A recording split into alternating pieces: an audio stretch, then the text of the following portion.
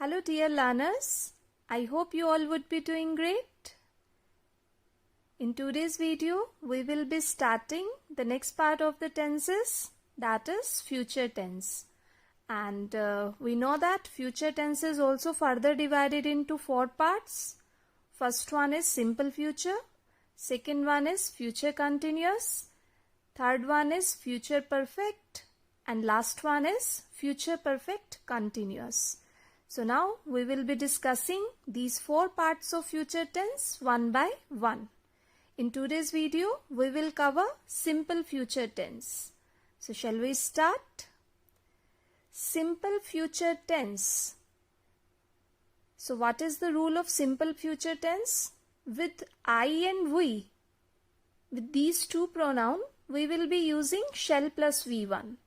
And with the rest of the pronouns, be it he, she, it, you, they, or any singular noun or any plural noun, we will be using V1. With I and we will be using shall plus V1, and with rest of the pronouns and nouns, we will be using will plus V1. So what are the uses of simple future tense?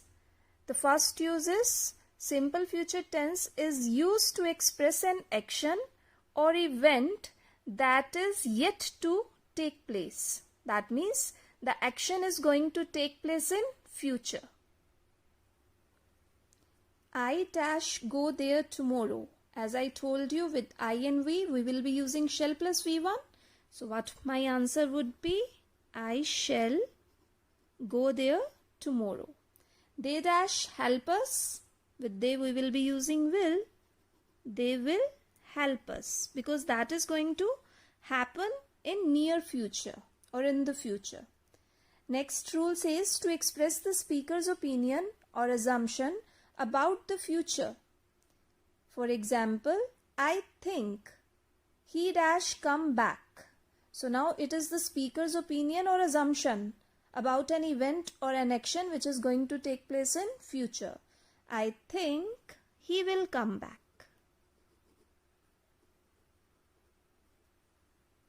The next one is, perhaps we dash find him there. So with we, what we will be using? We use shall plus V1. So what can I write here? Perhaps we shall, what is the verb find? So V1 is find. Perhaps we shall find him there. The third rule says to indicate events of the future that have already been planned. We dash meet at the airport tomorrow. So we shall meet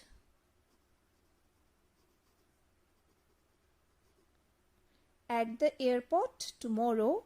They dash reach here by 6 p.m. So they will reach here. Very much easy. Am I right? With I and we will be using shall, and with rest pronoun we will be using will. IPL matches dash start from June 25. So I can write IPL matches will start. Now listen to the next rule very carefully. Not. Now we will be using with I and we will plus V1. In what case that will be possible? I and we will plus V1. When we are expected to express a promise, so when we are giving a promise to someone, in that case with I and we will be using will plus V1. I dash to you from Delhi, right? So I am giving a promise to someone. So what I will write now? I will write to you. I will write to you from Delhi. Second one is when you are intended to do something. When it is your intention to do something, with I and we in intention case we will be using will plus V1. Like we dash wait for you, we will wait for you.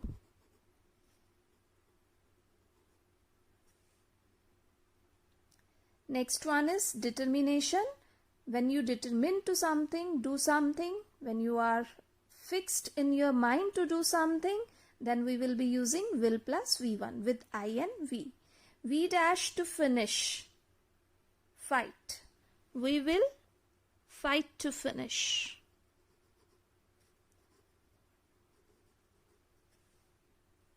Okay. Now again the contrary of the rule which we have discussed on the previous page. Use of shall with you, he, she, it, they. When we are reversing these rules, now again to express promise. If you are going to express promise, so instead of now using will, you will be using shall. So you dash get it, you dash it back tomorrow, have. So what I will write it? You shall have it. You shall have it back tomorrow. Okay. The verb is written in the bracket at the last. If you are going to give any threat or warning to someone, if your pronoun is you, he, she, it, they, you will be using shall plus V1 in case of threatening and warning. He dash for this, and the answer is suffer. He shall suffer for this. If somebody does something wrong, okay, if an employee does what you can say fraud and scam in the company, so you can say that he shall be fired from his job. So that's a threatening or a warning. Next one is command. When you are giving a command to someone, you dash for your duty tomorrow, and here the verb is report. So what we will write? You shall report for duty tomorrow. You shall report for duty tomorrow. Next one is again duty and determination. When it seems to be your duty, or when it is the determination, then you will be using shall plus V1. They dash their country. They shall defend their country. It's their duty.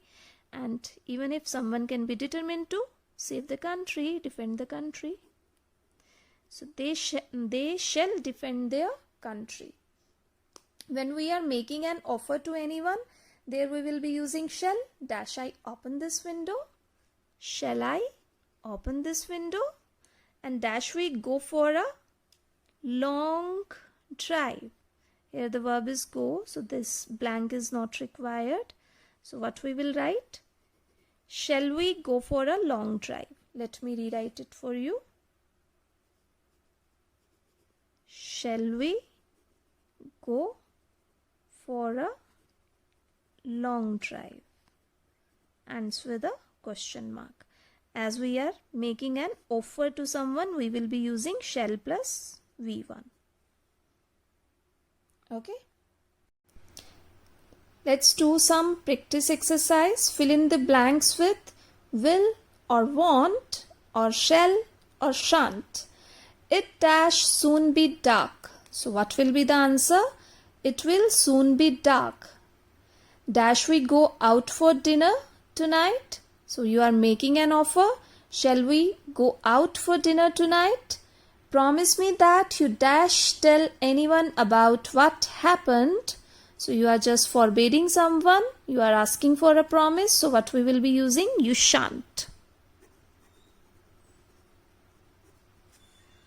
Okay.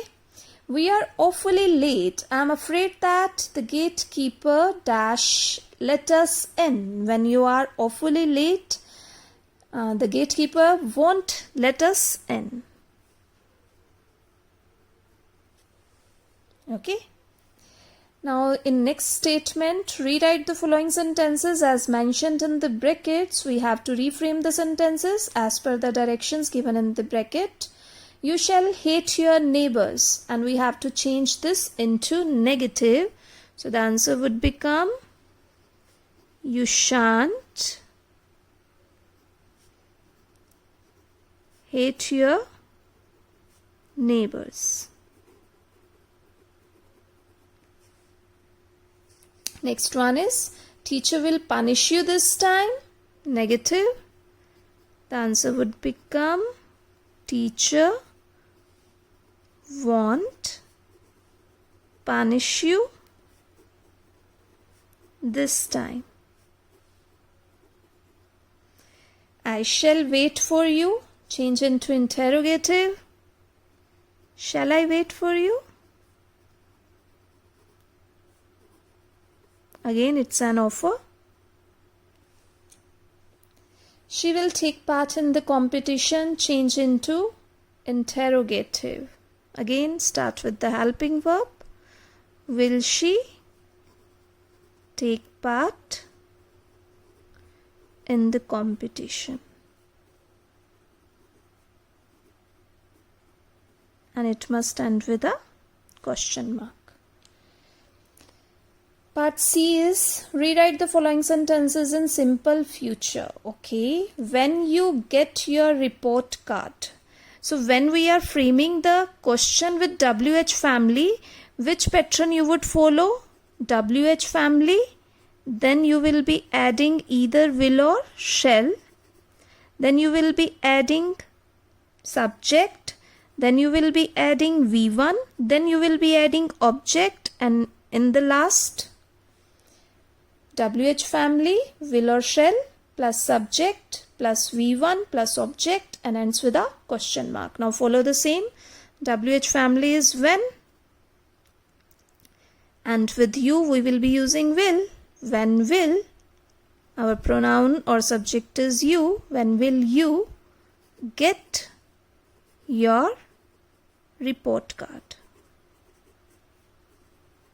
And it should end with a question mark. I dash not sleep until I finish my project. So I will write, it's my intention, it's my will, it's my determination. I will not sleep until I finish my project. The next one is hurry up or we dash miss the opening scene of the movie. So what will be the answer? Hurry up or we will miss. It becomes difficult to write at the end of the page. The opening scene of the movie. So this was our future tense, simple future tense. I have explained the rules as well as the practice exercise, the way it has been given in your BBC Compactor. Revise the rules again and complete exercise of simple future tense in your BBC Compactor. Bye. Have a great day.